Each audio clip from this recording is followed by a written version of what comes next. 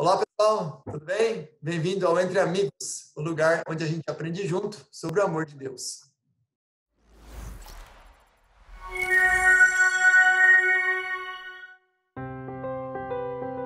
Estamos aqui mais uma semana no estudo bíblico muito especial e o estudo de hoje é uma mensagem que vale a pena compartilhar. Esse é um assunto muito importante porque muitas vezes a gente acha que a mensagem do evangelho que a gente tem que compartilhar é uma mensagem sobre a gente, sobre como eu era de um jeito e fiquei de outro jeito, como eu mudei, como eu me converti, e etc e tal. Mas a verdade que a gente tem estudado aqui na Bíblia esse trimestre é que a mensagem nada mais é a mensagem sobre o poder e a misericórdia de Jesus.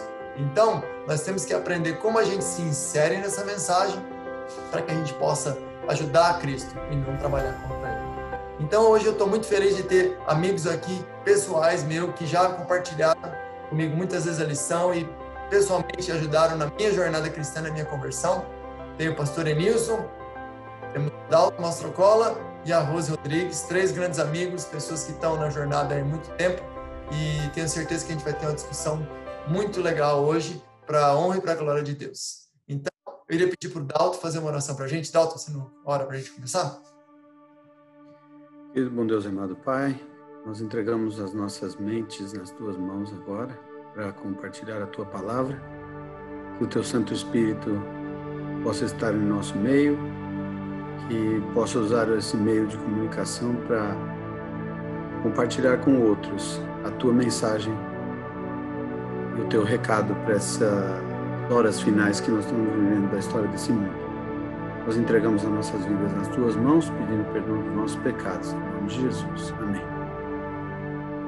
Então, eu gostaria de ler com vocês o verso para memorizar dessa semana, que é Apocalipse 14, 6 a 7. Um verso central para a nossa igreja e é uma das mensagens angélicas. É a razão pela qual estamos aqui hoje como adventistas estudando essa lição. E diz assim: Vi outro anjo voando pelo meio do céu, tendo um evangelho eterno para pregar aos que se assentam sobre a terra, e a cada nação, e tribo, e língua e povo, dizendo em grande voz: Temei a Deus e dai-lhe glória, pois é chegada a hora do seu juízo, e adorai aquele que fez o céu, a terra e o mar e as fontes das águas. Essa é a primeira mensagem angélica. É uma das 3 mensagens angélicas que a gente acredita que nós somos chamados para proclamar. E nós acreditamos num conceito chamado verdade presente, que foi o conceito não é um conceito novo, é um conceito que, desde a época dos discípulos, desde aconteceu, se você for pensar, entendeu? Então, eu gostaria, na lição de domingo, de ler com vocês 2 Pedro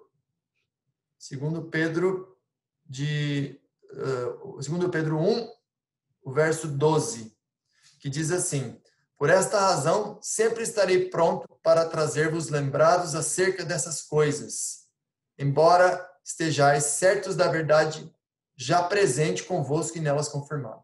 Então, a verdade presente para Pedro e para os discípulos é uma coisa que para nós é óbvia, que Jesus Cristo é o Messias. Mas para eles, se você pensar bem, era algo completamente revolucionário. Eles estavam esperando outro tipo de Messias. Todos eles, incluindo os fariseus, os escribas, os sacerdotes, os sumos sacerdotes, todos eles se confundiram e não conseguiram ver Jesus. Então, a verdade presente para eles, que Jesus era o Messias, e era um Messias diferente, que ia sofrer e morrer, não foi enxergada por eles. Da mesma forma, hoje, a gente acredita que nós somos um movimento remanescente e nós temos uma verdade presente para os dias de hoje, que foi revelada perto de 1844 ali, com o movimento do Guilherme Miller. Aí teve o grande desapontamento e, após isso, nós tivemos o surgimento da nossa igreja. E a verdade presente que nós acreditamos como adventistas do 7º dia é a volta de Jesus, a guarda do sábado, e tem outras coisas também que aos poucos a gente vai discutindo, mas como o santuário e como o grande conflito. Então, são coisas que foram reveladas para o povo de Deus de uma maneira presente, num contexto presente que eles precisavam. Então, por exemplo, nós guardamos o sábado, mas no começo da igreja adventista, você sabia que a igreja adventista não guardava o sábado? Eles guardavam o domingo, como os metodistas. Mas aí, em uma das reuniões deles, se você olhar a história da igreja, o que aconteceu foi que uma mulher, esposa de um pastor batista, da Nilson, se puder corrigir aqui, me ajude. Ela falou: vocês não guardam os mandamentos de Deus e seguem a fé de Jesus? por que vocês não guardam o sábado? E o que eu acho lindo da nossa igreja, do nosso movimento, é a humildade de falar, olha, é verdade, é uma coisa nova. Vamos para a Bíblia e vamos olhar lá e vamos conferir se isso é uma coisa verdadeira. Bom, é verdade, beleza, vamos seguir. Essa verdade presente é algo que tem que haver em cada época. Ellen White fala disso, que Deus revela a sua verdade progressivamente para cada povo em cada época. E ele tem uma verdade para revelar hoje para a gente aqui também. Né? Então, eu vou agora passar para o Enilson, que ele vai revisar o foco do Apocalipse no tempo do fim, na lição de segunda-feira. Então, nós estamos falando sobre verdade presente, e existe verdade presente para o nosso tempo, como você mencionou. Agora, o livro de Apocalipse, nos próximos 2 dias, fala sobre o livro de Apocalipse e também fala na quinta-feira sobre isso, né? O livro de Apocalipse tem um foco, que é o que é mencionado aqui na parte de segunda-feira, e depois, então, ele tem uma mensagem também, tá certo? Então, vamos primeiro ver o foco. É interessante, eu estava lendo isso aqui e estava pensando. A maioria do Velho Testamento, o foco das profecias, da maioria das profecias do Velho Testamento, é o primeiro advento de Cristo, o advento do Messias. Aí, então, você chega no começo do Novo Testamento, os primeiros 4 livros dos Evangelhos, focalizam o ministério desse Messias que tinha sido predito que viria. Ele vem, ele tem um ministério, né? E aí depois ele volta para o céu. E agora, então, nós vamos ao último livro da Bíblia, e o foco principal desse livro é o final do grande conflito entre Cristo e Satanás, com a vinda de Cristo. Agora, não como um servo para sofrer e morrer pelos pecados, mas como Rei dos Reis e Senhor dos Senhores. Então, quando a gente olha o livro de Apocalipse, a gente vê que cada uma das profecias que é descrita nesse livro termina com a vinda de Jesus Cristo, com a vinda gloriosa de Cristo, tá certo? E o final, na realidade, é o final do problema do pecado, o final do conflito e da questão do pecado. Então, o autor da lição fez um resumo aqui do livro de Apocalipse, está na lição, e está muito interessante. Então, ela começa, vamos dizer assim, o livro começa descrevendo aquele que era o cordeiro que foi morto, desde a fundação do mundo, diz lá, né? E aí agora diz que ele virá outra vez como Rei dos Reis, Senhor dos Senhores, e com a vinda dele ele derrota os inimigos, né, que oprimem e perseguem o seu povo. Ele livra o seu povo do pesadelo do pecado, que é mencionado aqui, e leva esse povo especial que aceitou, que obedeceu os mandamentos e que tem a fé de Jesus, leva agora para viver no lar de glória, no lar da glória. O grande conflito entre o bem e o mal termina. E a gente já sabe o resultado, a gente sabe que o bem ganha.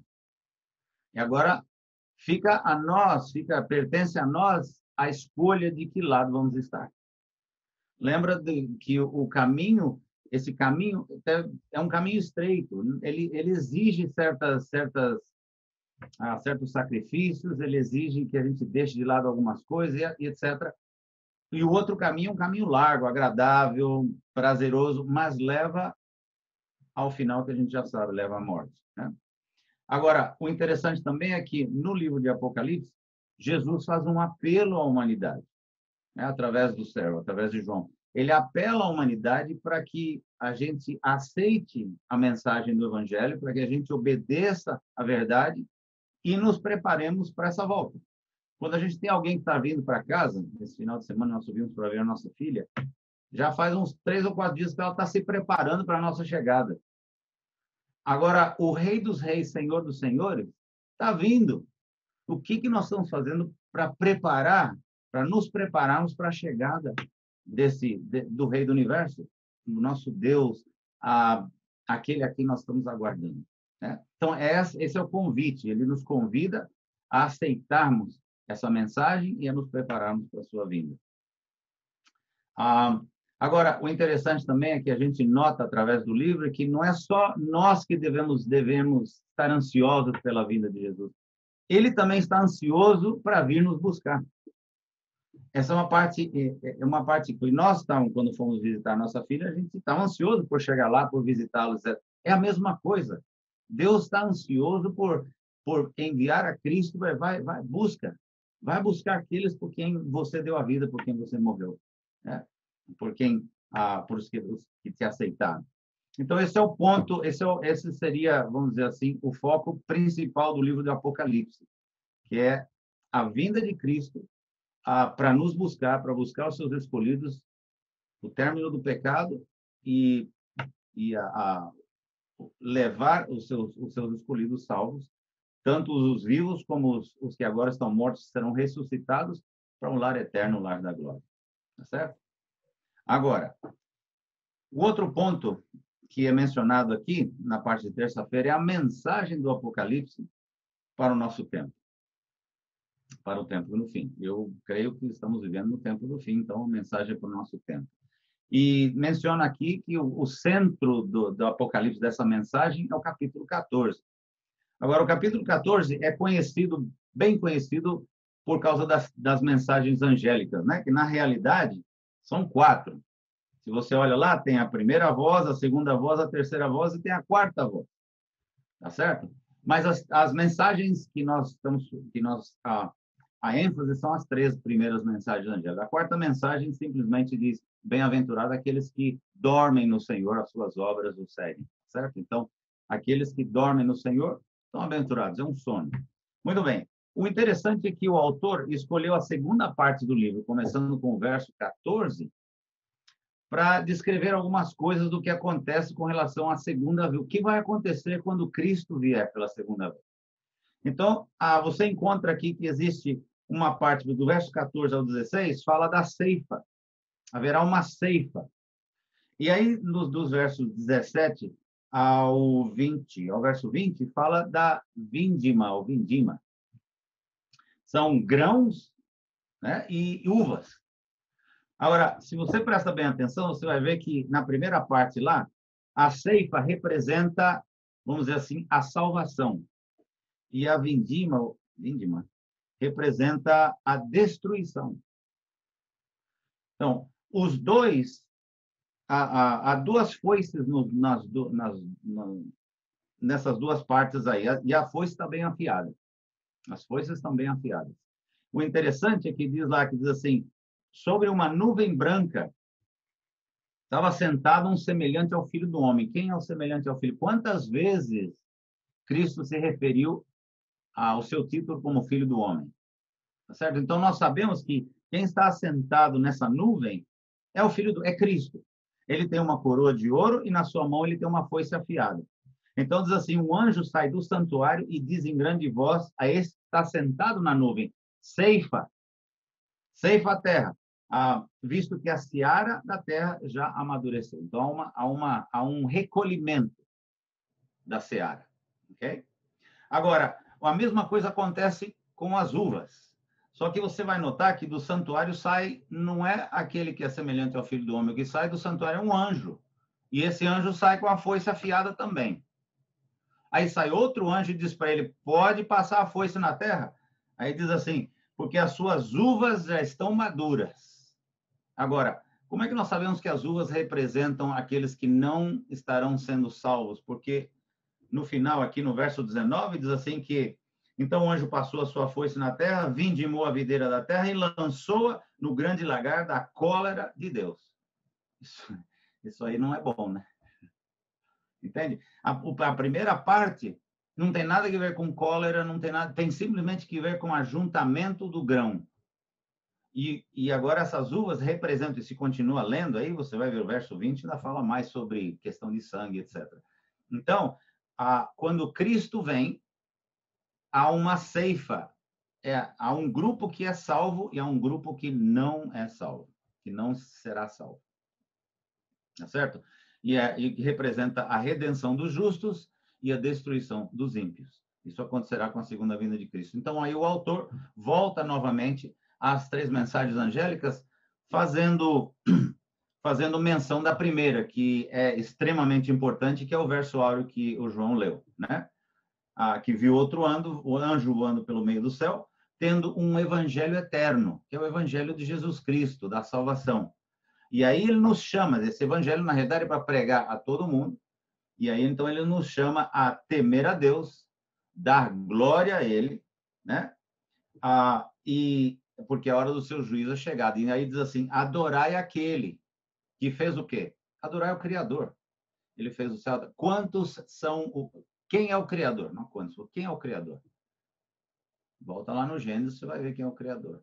Esse é o único que merece a nossa adoração, o nosso respeito. E é esse, aquele Deus a quem aguardamos, e ele virá e nos salvará. É o que exterminará com o problema do pecado. Eu acho muito bonito, Anilson, você ver essa imagem desse anjo voando, né? E em algumas traduções, você deve poder ajudar ela. Dizem que ele voa de uma maneira rápida, né? No alto do céu, o sol do meio-dia, quer dizer, é o horário onde ele tem mais visibilidade, quer dizer, é uma mensagem que é importante, é uma mensagem que não pode ser adiada, né? Então, o senso de urgência, e é o senso de urgência que nos mantém, né? Ativados, né? Nos mantém energizados para pregar essa mensagem bonita, né? Essa mensagem que realmente vale a pena, né? Uma coisinha mais, João.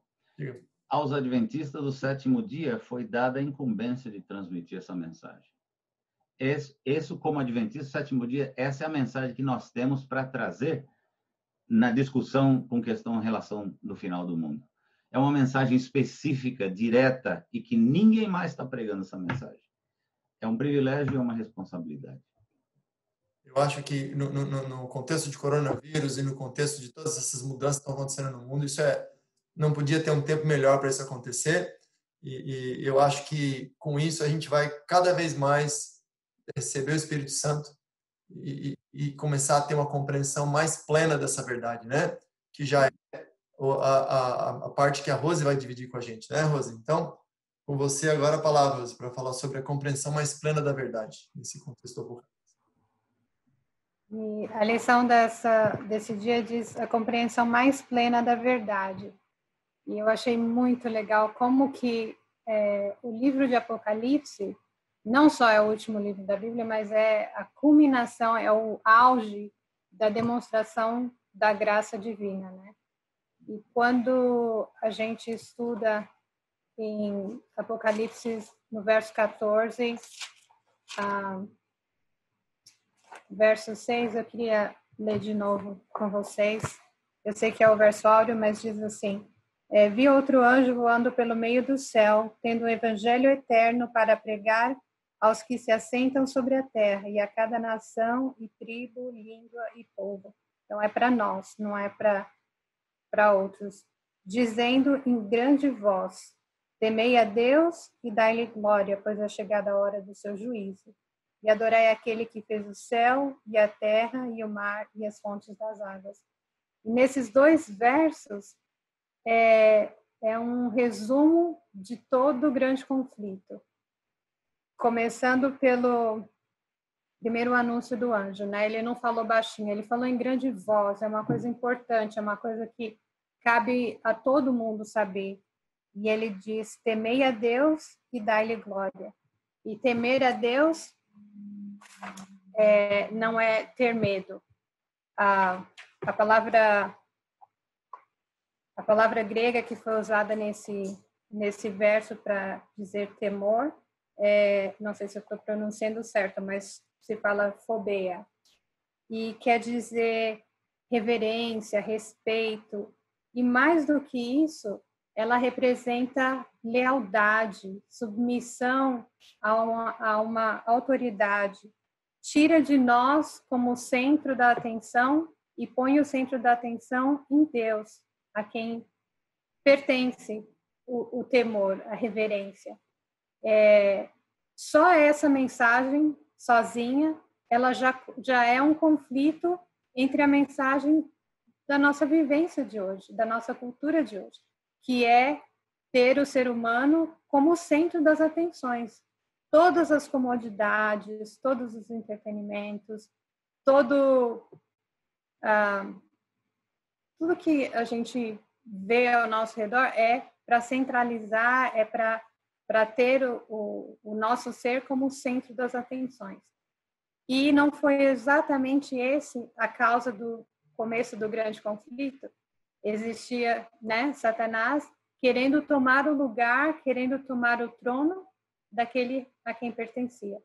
Então, essa mensagem, só esse temer a Deus já chama a nossa atenção do contraste entre a verdade e a mentira. E aí ele continua: uma vez que você submeteu o seu ser, o seu pensamento, você dedicou a sua vida àquele a quem ela pertence, que é a Deus, então diz assim: e agora dai-lhe glória. Como é que a gente dá glória a Deus, né? Então a Bíblia diz assim, eu perdi o verso agora, mas diz assim que 1 Coríntios 10, 31. Então, quer comais, quer bebais, ou quer façais qualquer outra coisa, façais para a glória de Deus. Você já sabe a quem você pertence, você já sabe a quem pertence a glória, e agora tudo que você fizer, todas as suas ações vão ser direcionadas para louvar aquele a quem pertence, né? A gente já não é mais o centro da atenção. O centro da atenção, o centro da adoração é Deus. Então, e aí ele continua: pois é chegada a hora do juízo. Então, aqui, mais uma vez, a relação entre ao temor a Deus, a quem é o centro da adoração, a quem pertence a glória. E por que isso é importante? Porque haverá um juízo. Hoje em dia, né, eu me lembro, alguns anos atrás, quando saiu aquele sinal da Nike, que falava assim, somente faça, né, just do it, foi uma causa de uma controvérsia, porque é exatamente isso que a nossa cultura prega hoje. Você é que é importante, faça o que você quiser, o que vai afetar os outros, o que vai... as emoções que vai causar nos outros, não importa. Você é que importa. Você vai agradar o seu esposo, você vai fazer as coisas para, né? Você vai se submeter a alguém? Não, você é o importante. Então, aqui a mensagem traz de volta para a gente de que o que a gente faz está relacionado. E tem um motivo de ser. A gente vai fazer porque existe um juízo. E eu achei muito legal como que esse juízo, né? Juízo dá uma impressão talvez de medo, e algumas pessoas possam talvez relacionar, por isso que a gente tem que temer a Deus, porque haverá um juízo. Não, esse juízo é mais uma vez a revelação do amor de Deus. Vai mostrar quão longe ele foi, o quanto que ele fez, que ele não poupou nada, nem o seu próprio filho, para nos salvar. Então, esse juízo vai mostrar a misericórdia e a justiça. Vai mostrar a fidelidade de Deus e o amor dele. Não só em nos salvar, mas como também destruir o pecado que nos destrói. Então, o que a gente faz é importante, porque o que a gente faz está demonstrando a quem a gente está dando glória. E aí continua também: adorai aquele que fez o céu, a terra, o mar e as fontes das águas. E aí vem a identificação de quem é esse. Quem é esse que merece o meu temor? Quem é esse que merece a minha adoração? E quem é esse que merece que eu dê glória? Ele é aquele que criou os céus e a terra, o mar e as fontes das águas. E como é que a gente demonstra o nosso temor? A gente dá glória e a gente demonstra que a ele pertence o juízo, quando a gente guarda o sábado. Então, mais uma mensagem que contrasta com os nossos dias, quando não só o ser humano é o centro, mas a evolução é uma coisa tão grande, tão forte, que leva as pessoas a declararem de que elas não vieram de alguém que as criou, né? Então, o sábado é uma mensagem para os nossos dias, por quê? Porque ele demonstra de que ele identifica aquele que merece o nosso louvor e a nossa adoração. E também essa é a causa porque Satanás tem lutado tanto contra o sábado. E é por isso que é o sábado que vai nos identificar nesses últimos dias. Porque com ela a gente está carregando o temor a Deus, a glória nas nossas ações, nos nossos atos e nos nossos pensamentos. Então, eu queria convidar todos, né, que a gente refletisse nisso e que a gente colocasse tudo isso em prática no nosso dia a dia, em todos os momentos do nosso dia. Obrigado, Rose. Eu acho que o sábado é uma mensagem mais relevante do que nunca e é a nossa declaração de resistência, né? A um sistema que você é um produto, o que você produz é o que vale. Eu gosto de dizer que o sábado é o dia do suficiente. Eu sou suficiente para Deus, não importa o que eu faça, eu sou suficiente. E é super cristocêntrico, porque que nem a graça de Deus, não tem nada que você faça para a graça te atingir, não tem nada que você faça para o sábado chegar. Eu brinco aqui em casa que não importa qual foi a semana, o sábado sempre chega, né? Mais uma coisa que você me falou sobre o slogan da Nike, né, que é Just Do It, né? E eu lembrei de mais um aqui, ó. Se você olhar, não sei se vocês conseguem ver, ó. Esse aqui é o meu telefone, ó. A gente está tão cauterizada a nossa consciência que a gente nem percebe que isso aqui é uma maçã mordida, né? Quer dizer, por que a maçã é mordida, gente? Né? E você sabe qual que é o slogan da Apple? Think differently. Pense diferente. Entendeu? Se arrisque a desafiar. Quer dizer, a gente está tão cauterizado na nossa consciência que a gente nem pensa mais nessas coisas, né? E aí você pensa que você falou sobre a centralização em nós, né? Ellen White diz, Caminho a Cristo, que a maior batalha do mundo, que foi a maior guerra que foi lutada no mundo, não foi Segunda Guerra, não foi Primeira Guerra, não foi nenhuma guerra, é a batalha contra o próprio eu. Por isso que às vezes você vê uma pessoa, um presidente, Bill Clinton, que é um cara inteligentíssimo e super influente, não conseguiu lutar a batalha contra o próprio desejo, teve aquele problema com a Mônica Lewinsky, é uma coisa inimaginável, como pessoas inteligentes e capazes não conseguem controlar o próprio eu.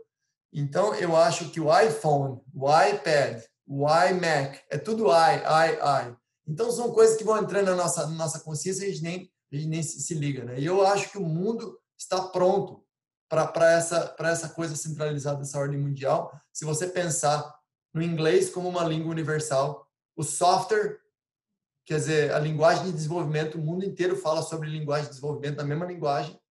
Você tem o Bitcoin, você tem sistemas, quer dizer, a coisa está toda montada em termos de infraestrutura política e tecnológica, nós estamos isso aqui. Então, por isso que eu acho que agora é um grande momento passar para o Dalton, que realmente é o apelo final de Deus. O que Deus está gritando na nossa cara é uma das partes que, para mim, são mais solenes e mais assustadoras até da Bíblia, que é Apocalipse 18, quando os mercadores estão olhando a Babilônia cair, eles estão lamentando. Isso é fantástico. Vou deixar o Dalton falar sobre isso. Vai lá, Dalton. Muito bom o que a Rose falou, porque é raro eu escutar falar em Apocalipse com as palavras que ela usou, como graça, como amor de Deus. É muito raro você associar, você ver cristãos de qualquer denominação associar Apocalipse com amor, com graça, com gratidão. Por quê? Porque Satanás tem o esforço de fazer a gente colocar o nosso foco nos nossos erros. E quando você vê em juízo e aproximação de juízo, a lei e a ira, você veste a carapuça de eu estou dentro. Mas o nosso objetivo é olhar para a cruz, não com desrespeito e achar que é muito fácil, a graça é barata, mas com a intenção de que o que é impossível para nós já tem alguém que fez por nós. E o juiz é ao mesmo tempo o advogado. E eu queria puxar nessa deixa a questão do apelo final de Deus. Veja bem como o Espírito Santo influencia a escrever as palavras interessantes. A gente tem que prestar atenção nas palavras, né? O apelo final de Deus. Se está dizendo que é o apelo final de Deus, é porque houve outros. Muitos outros. Inumeráveis outros. Presta atenção, inumeráveis outros. Quantas vezes você recebeu um apelo do Espírito Santo no seu coração? Não me importa a religião que você é, a carga hereditária que você teve, quantas vezes você foi fazer uma coisa que você sentiu no seu coração, isso aqui não está certo. Mesmo que você não tenha uma religião. Sabe o que é isso? É um apelo de Deus. E outro apelo de Deus. E outro apelo de Deus. Por isso que o título começa o apelo final de Deus. Rapidamente fala sobre Babilônia, que a Babilônia espiritual, comparada com a Babilônia real do passado, representa exatamente a deturpação das diretrizes, porque a diretriz quando eu mencionar diretriz, vocês lembrem de lei, mas as diretrizes que Deus deixou. Babilônia é uma representação de uma revolta contra qualquer coisa que Deus tenha dito que não está certo, que não deve ser feito. Isso é Babilônia. Babilônia também é traduzido como bagunça, como depravação, e você põe o nome que você quiser. A lição fala assim que Babilônia era o centro, presta atenção nisso aqui, era o centro da idolatria, da adoração ao sol e do falso ensino da imortalidade da alma. Pontos principais em que atacam diretamente Jesus, a sua missão e o que Deus tem planejado para os seus filhos. Eu queria ler para nós, antes de a gente continuar, Apocalipse 14, 12, que lembre-se antes de eu ler, lembre-se uma coisa, é o aviso final de Deus, mensagem final de Deus, alerta final de Deus. Tem a lei, o juízo, tudo que faz você olhar para a sua consciência e dizer o seguinte: eu estou perdido. E Deus é tão amoroso, como a Rose mencionou, que mesmo numa hora pesada como essa, que é o Apocalipse, ele deixa no meio essa mensagem. Não sei se vocês perceberam. Diante de todo o Apocalipse, de toda coisa séria e pesada, tem uma pérola no meio. O que diz? É uma dica para você não poder dizer o seguinte: eu não sabia, ou o que eu tenho que fazer para escapar desse juízo, para não ter medo? Apocalipse 14, 12. Aqui está a perseverança dos santos, os que guardam os mandamentos de Deus e a fé em Jesus. Que é mais do que isso. Por que você está com medo? Por que ter medo? Eu já mencionei em lições passadas, os que já assistiram vão ouvir de novo, que quando meu pai viajava, ele deixava missões específicas para os seus filhos. Nós somos 5 irmãos. A minha missão era lavar a garagem, deixar os carros limpinhos para quando ele chegasse, que era sexta-feira. E eu tinha feito, então eu não via a hora do meu pai chegar. Mas tinha alguém no meio que não tinha feito tudo que o pai tinha dito e disse: ele vai chegar e agora eu tô com... Vai dedurar teus irmãos, hein, bicho? Por isso que eu não mencionei ninguém.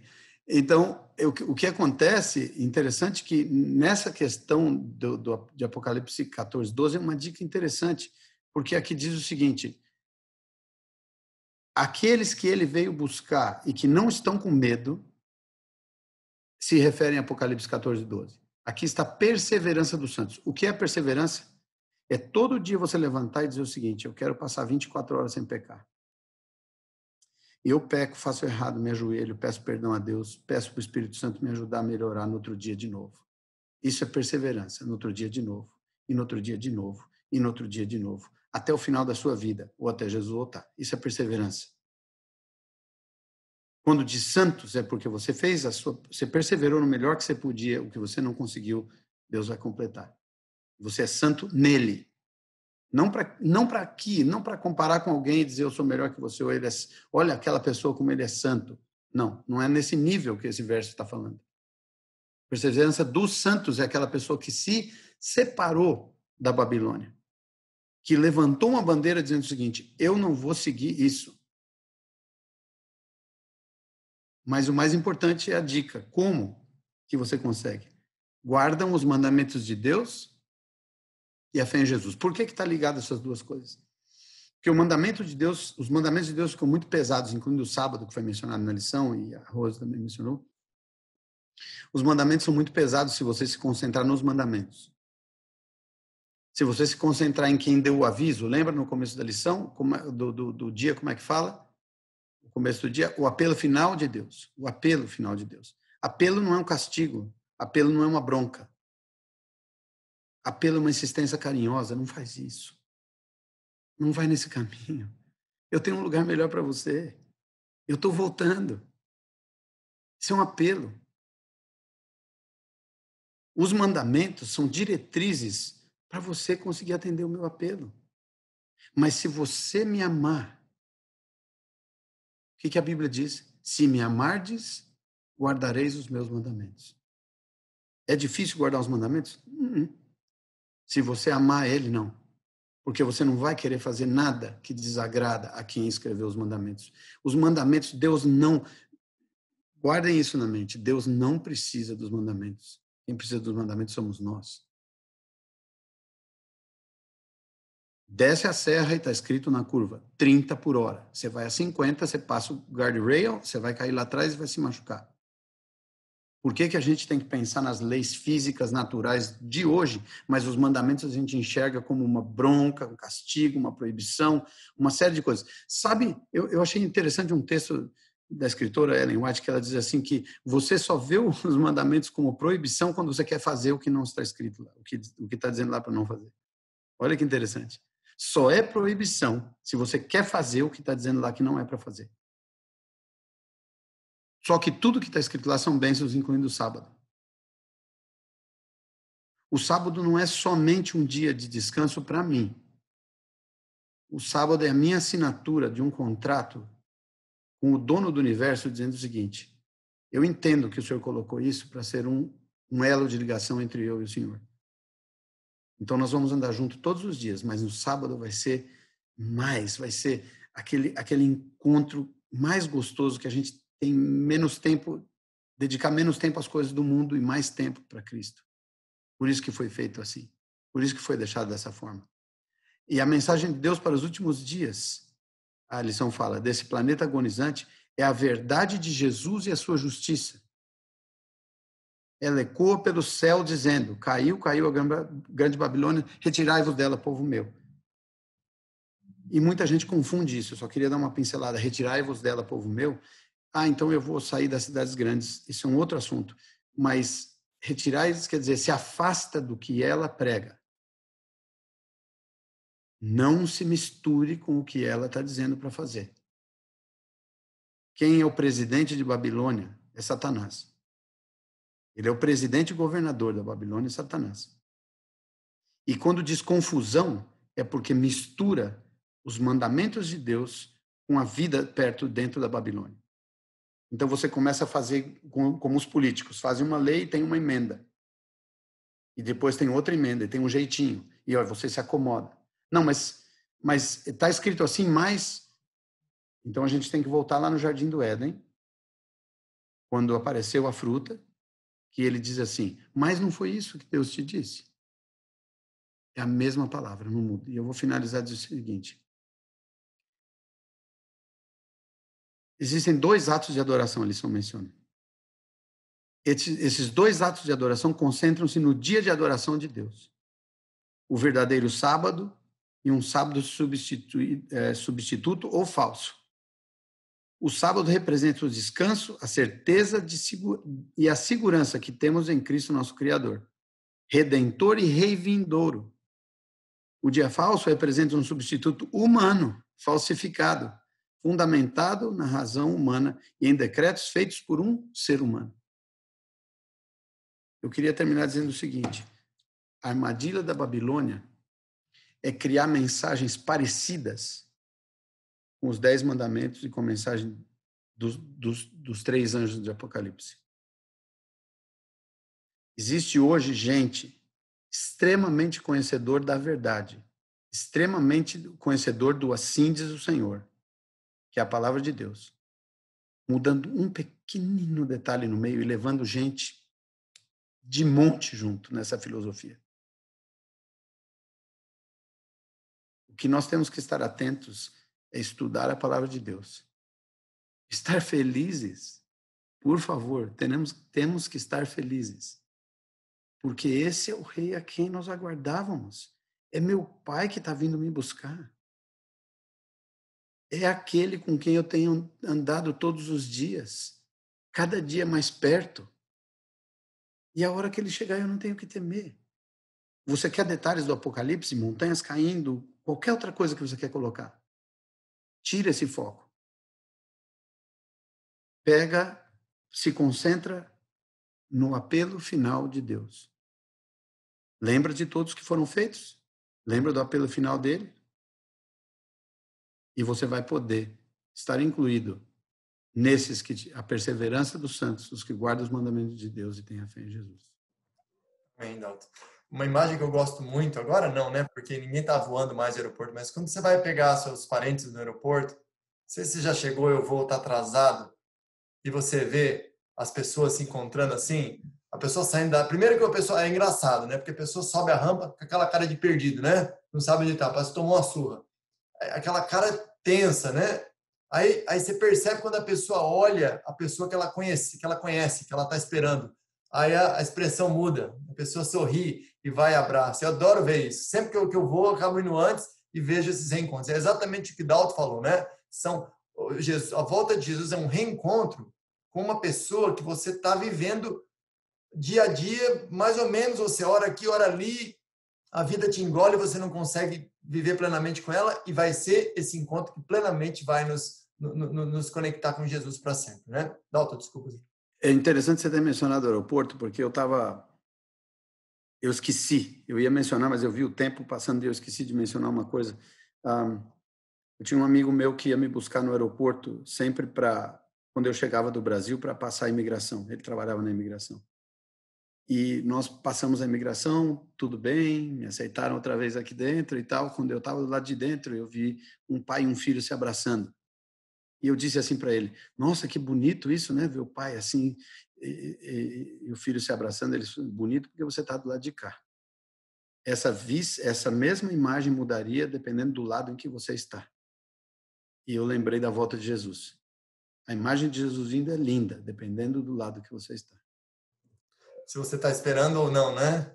E eu acho assim foi fantástico ver todas essas diferentes perspectivas que vocês colocaram, e para mim ficou claro que realmente essa é uma mensagem, como o Enilson disse no começo, é a contribuição única que a gente tem, não é? Para compartilhar. É uma mensagem que vale a pena compartilhar, e é uma mensagem que nós temos que dividir com as pessoas, que é uma mensagem de graça e de amor, né? É um Jesus que nos salvou, mas que vem nos buscar. O mundo prega que a vida é cíclica, né? Que o mercado de ações é cíclico. Tá baixo, vai ficar alto, entendeu? Você viveu, você morre. É tudo a mesma coisa. Essa é a filosofia grega, a filosofia secular. E a gente acredita numa história diferente. E vale a pena compartilhar essa história, que o mundo tem um começo e um fim, está indo para algum lugar. E a gente tem esse conhecimento e tem que compartilhar. E mais e mais a gente tem que orar para acharmos maneiras de compartilhar essa mensagem através da nossa vida, através do que somos, dos nossos atos. Deus poderia fazer tudo em um segundo, mas em sua misericórdia e seu amor, Ele projetou o mundo de uma maneira que Ele quer que a gente seja agentes de esperança e de bênção, não porque Ele vai melhorar ou vai ser nada mais por causa disso, mas para beneficiar nós, para a gente ser compartilhadores da bênção que é salvar almas para Deus. Eu encorajo você a estudar a Bíblia por você mesmo. Se você tiver alguma dúvida, você coloque nos comentários. A gente aqui, nós somos cristãos, e cada dia a gente cai, a gente levanta, a gente está estudando a Bíblia. A gente acredita que Deus está guiando nossos estudos, e eu espero que você se junte conosco semana que vem para mais um estudo entre amigos. Deus te abençoe e te guarde. Então, para terminar agora, a Rose fará uma oração final para a gente. Oremos. Querido Deus, tão amoroso, tão grandioso, que não poupou nada para a nossa própria salvação, nós te agradecemos, nós te adoramos, nós nos entregamos nas tuas mãos, para que o Senhor nos transforme e nos leve àquilo que era o seu propósito original quando o Senhor nos criou.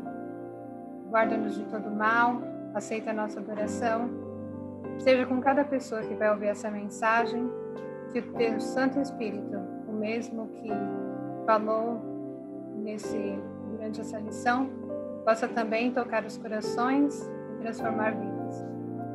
Prepara-nos, dá-nos a alegria de te ver voltar muito em breve.